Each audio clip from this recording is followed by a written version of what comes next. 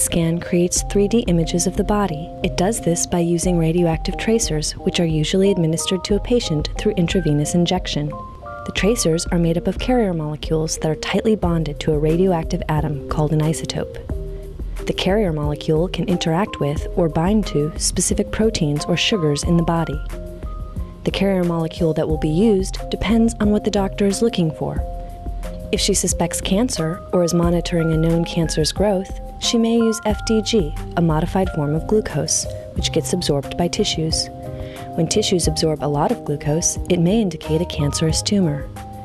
The radiation from the tracers poses little danger to the patient since they quickly pass out of the body. The isotope produces small particles called positrons, which interact with surrounding electrons. This interaction results in the complete annihilation of both particles, releasing 2 photons that speed off in opposite directions. The detectors in the PET scanner measure these photons and use this information to create an image of the distribution of FDG in the body.